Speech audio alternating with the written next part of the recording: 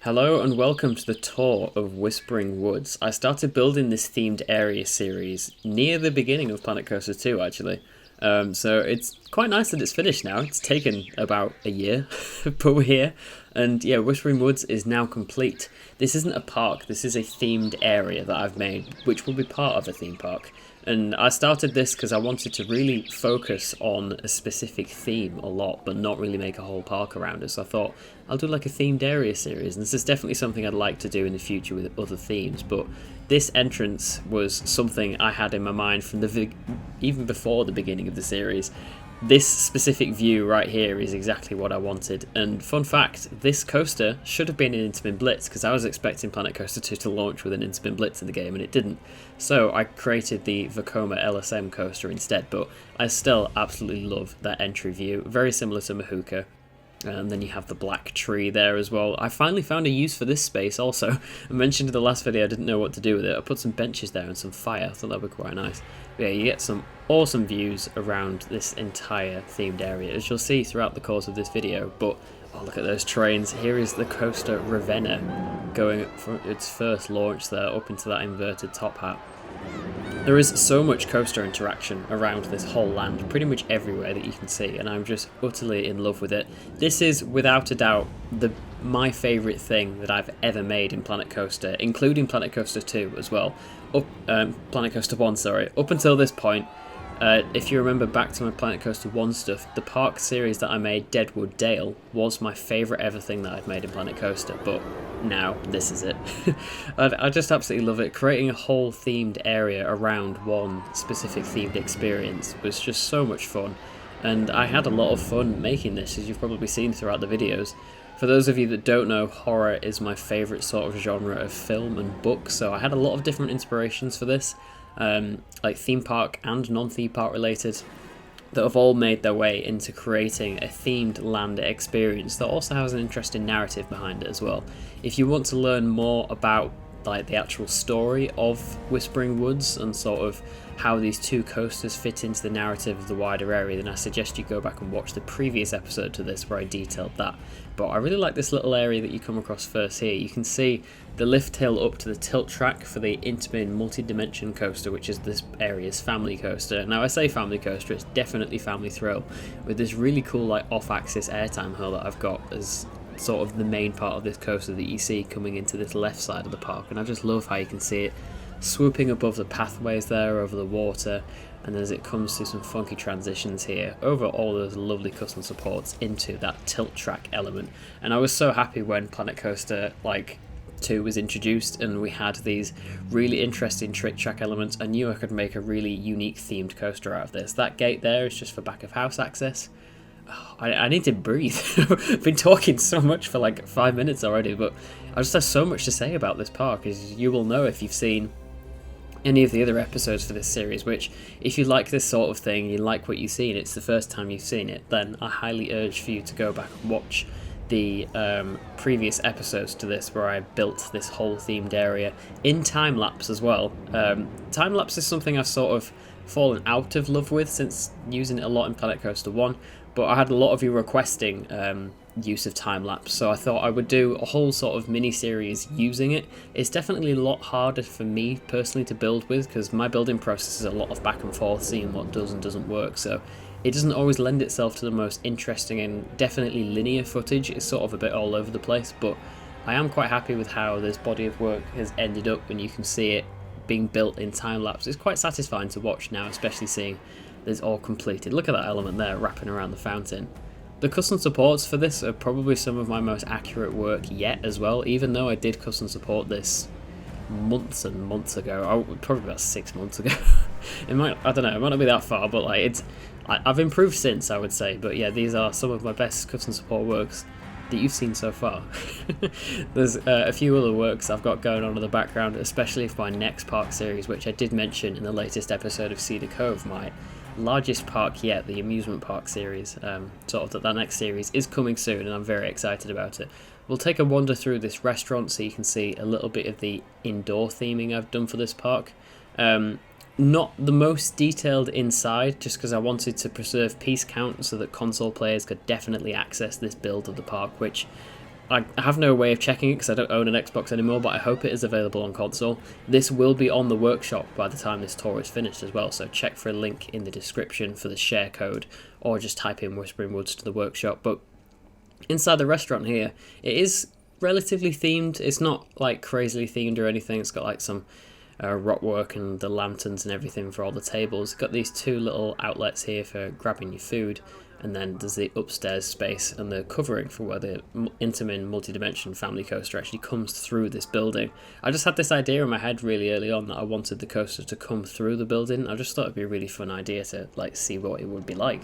And certainly, if it's a hot summer's day, you would probably be eating your food out here with these insane views of both coasters going around. I absolutely love this spot. I think any sort of elevated view in this themed area gives great views anyway, but especially this one, because I quite like how the park's a little bit sunken down, so you just get no interruption between all of the coasters and the foliage sort of faded away in the distance. It's just so satisfying seeing it all come together like this. I think, oh, should we sit here? Oh, it's very low. This would be the spot you would sit and watch it all come together. But I think once you build something long enough from like a top-down sort of view, when you come and sit in it in the like people cam size, it really changes the whole perspective on things, and like it's just amazing to see it all come together. And you can see the coast like blasting through the building there. There's so much going on all around us. And you get that huge helix going over that pond that I've made in front of the restaurant there. You get some great views pretty much anywhere you sit in the restaurant of outside, but especially on this balcony you can just see so much. We'll venture back down the restaurant now, down these stairs and outside. There are multiple entrances and exits to this restaurant. You've got this cool little seating booth here where you can see outside. Very nice. Yeah, I've got the fire pits in the middle. There's the track that goes up above us to the drop track over there. Loads of nice detailing everywhere. This is actually a door into the drop track building. Pretty cool. And this nice bit of realism and behind the scenes access. So there's another door here which over there too. And this gets you back to where we were at the front of the restaurant. But I think it's about time that we go and ride a coaster. I can see the coaster coming, flying through there. So cool. I like it goes through backwards. All custom trains on these coasters as well, which I'll show you a bit more close up later on. But shall we go on our first coaster? We have Ravenna over here, the Vekoma multi-launch LSM coaster. Like I said earlier, this should have been an Intamin Blitz, but I'm kind of quite happy that it wasn't, because I wasn't intending to use this coaster type, and now that I've used it to such a degree, I'm really happy with the result. And all of the elements obviously are designed very specifically to be new gen Vekoma. So yeah, really happy with the way this turned out. It just looks awesome going over the water, and really just adds so much to the themed area, especially in terms of movement. And like I said, those trains just look so cool. It's supposed to be like you're a raven flying around the area. So if you want to know the backstory to this coaster, go ahead and watch the previous episode to this where it's explained. This is just a vehicle access route, and then the exit for the coaster up there. That is obviously stepped access up there. That's a lovely view. But you would have a wheelchair lift inside. The buildings in this park, or at least this station building, don't have interiors like I mentioned earlier for piece count, and I just didn't have time to do them. So this station building doesn't have an interior. The other one does, but it's because it's mainly outside. But let's take a ride.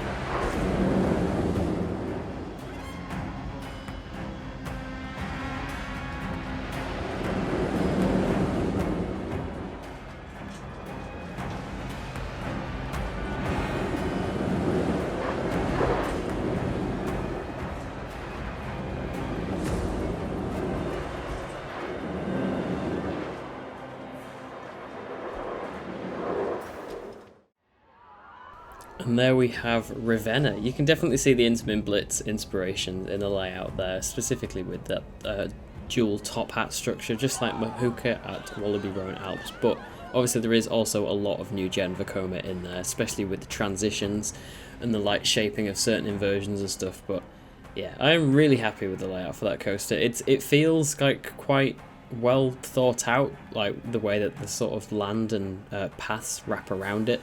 Most of it was sort of not designed in specifically to happen that way. I just sort of did what coaster layout I thought of, and then it happened quite nicely. But yeah, I do really like this little walkway down the side here as well. We have lockers over there, given that obviously the track crosses a lot of paths, but you do get this quite thin walkway. It creates quite an intimate space with some recessed benches in this themed structure. You get the little cat. I love that little cat stone piece. I just thought it would be a little spooky thing to add. But yeah, obviously you would need lockers for this ride, given how close some of the coaster track portions get to the pathway. But there is this also little pathway down here, which is mainly just access to the launch track if you ever needed to evacuate. But I just filled it with a few benches, and it provides like a quite secluded spot to get some great views of the coaster. There's no one riding it for some reason. I might need to add some more people into the park. But yeah, you get a look at that beautiful Zero car. That took ages to do. I was just faffing around so much with all the different game pieces to try and get it to work. But that track looks a lot closer to the path than it actually is. That fence is 2 meters high. So yeah, I think it just looks that way.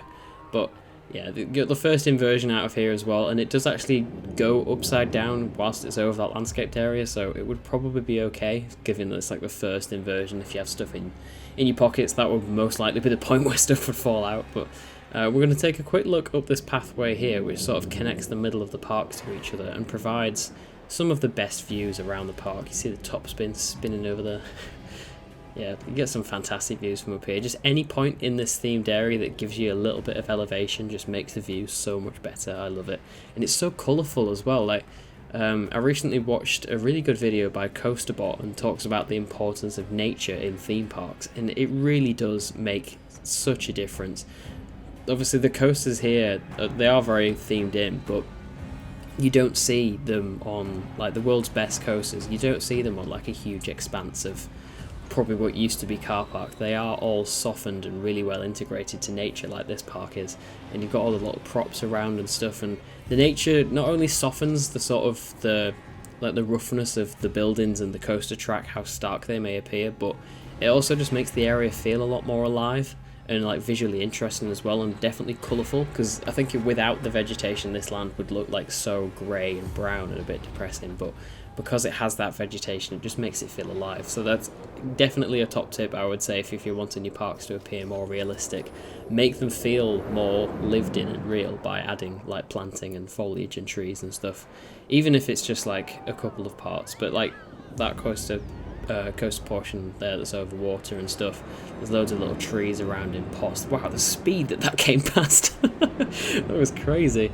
Yeah, you just get some fantastic views in this park, and the foliage really helps. This is a really nice view here of the coaster coming across the pathway. Yeah, it's really cool. Down into the second launch.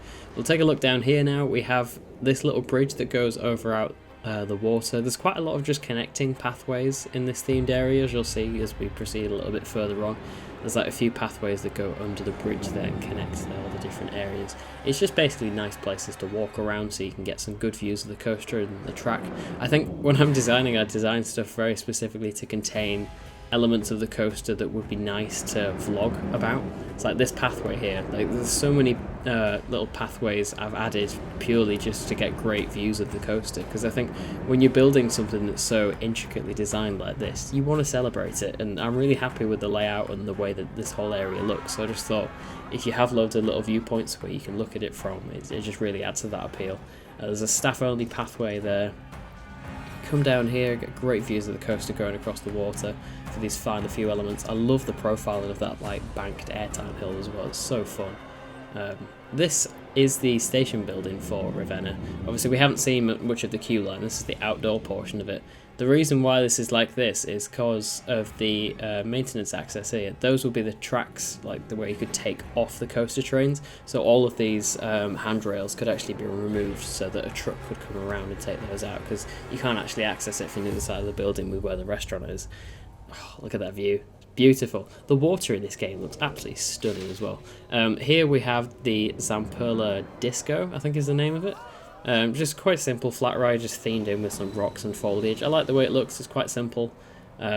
Just supporting flat rides are always really helpful, and definitely something I want to implement a lot more in my next park series, to sort of make a complete lineup for an area. Like, obviously this themed area has 2 coasters and 2 flat rides and a restaurant, and it could probably do with a few more bits as well, like a couple more toilets, a shop, maybe another flat ride or another smaller kiddie coaster, just to like really fill out that lineup, so there's stuff for everyone in the family to do in one area, so you're not split up throughout the day in the different parts of the park. I've called this Whirling Charms. It's a weird name. I was just really struggling what to call it, but it does look quite nice off-ride. It is interesting how Frontier have gone for the rectangle version of this rather than the circular one. I think the circular one is probably more common, but yeah, this is the version that we've got, but I do think it looks really nice. And then up there you can see the brake and block run section for this is very overgrown, for the Intamin family coaster called Hollow, which we will go onto now. You can just see it launching off into the distance there. There's loads of these pathways that I mentioned that go all throughout the area, but we'll come back to those later. The station is above us now, nice sign there. You've got some nice benches under cover and all the ride photos as well, that I did put a little bit of time to add some like UI on top almost, bit of like branding.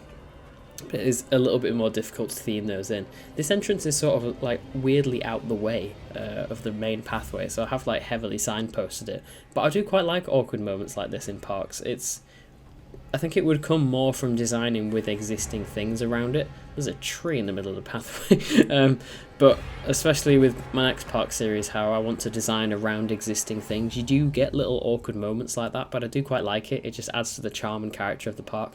Yeah, great views from here. Oh, you can see into the Ravenna station. Yeah, I really like this station structure. All the intricate designing in the roof and stuff. And this is one that doesn't require a lift, because it has a fully wheelchair accessible ramp as the exit path for it as well, which is great. Yeah, get some nice views of all the maintenance stuff going on, all the transfer tracks and everything.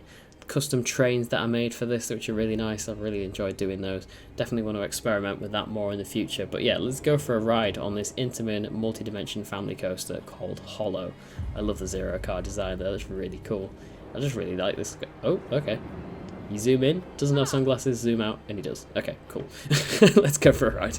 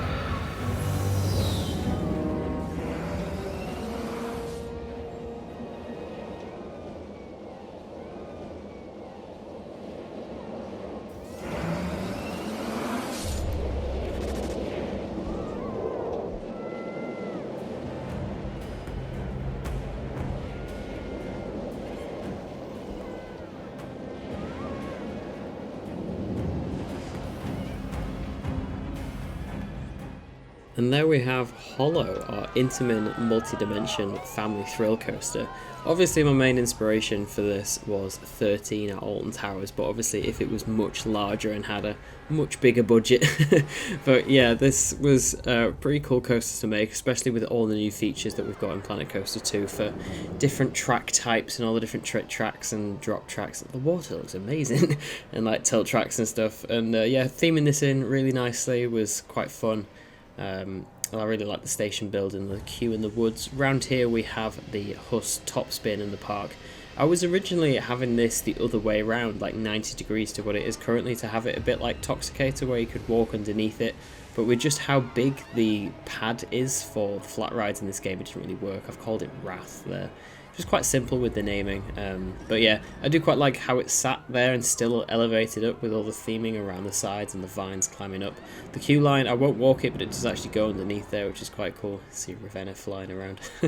Yeah, I'm just really happy with the lineup of rides in this park. It's just quite satisfying seeing all the movement, watching them all go around together. It's really nice, and yeah, the station buildings and theming elements definitely add to that. Yeah, I'm just really happy with it. Down here we have an expansion pad. I think I've done this in quite a few of my works, at least recently. Cedar Cove is probably going to have more than a few as well, but these are just areas where if you download the park, it could be something where you could build something and add something to it. I think that's a really nice touch. I love how much track you can see. There's just track everywhere in this view. And that beautiful view across the water as well, with Hollow just sat in the station. I was kind of hoping it was going to come out, but I don't think it will. I need more people in the park. It's just another access to this expansion plot there, saying new attraction coming soon underneath the first turn for this coaster. So yeah, if you want to add anything there when you download this park from the workshop, which should be available right now, please let me know. Send me a photo in the Discord server showing me what you build. I'll love that view. Yeah, it could be really cool to see that. But yeah, that's about it for this tour. I think I've covered mostly everything in this park. We'll have a quick wander around some of the pathways that we've missed, because there's a lot of really cool pathways that come down and around underneath Ravenna, which is pretty cool as well. Like I said, about getting those really nice views as you're walking around. You can see it flying around the track there. Yeah, this pathway just connects sort of back that way to where we were just stood, and then over here to just get even more views of it. There's that path down there, which we were earlier, and then this path leads to a pathway that runs alongside the other side of this like pond lake thing where the launch section is. Yeah, it gives great views of this stall here actually. It kind of makes you realise how big it is. This path also leads through here, get really close to that turnaround section there, and then down towards the entrance to Hollow and the Zamperla flat ride as well. Get the really nice inversion over the pathway. This little bridge we've been over earlier, I think. I just love walking around and watching it. It's like cool watching something that you've built now being used and like interacted with all the characters walking around and stuff. I love this view from up here. Like I said, elevated views in this themed area are just pretty amazing. These two are technically synced up to do that inversion and that like underpass at the same time, but I don't think there's enough people in the park to let the trains run at like, yeah, the train's got 4 people on it, to run at like full capacity to get that dueling effect there. But yeah, it's pretty cool. I just love watching this coaster go around. It's really nice. That's even the wrong part of the track I'm trying to film. But yeah, really cool. Can you hear that noise?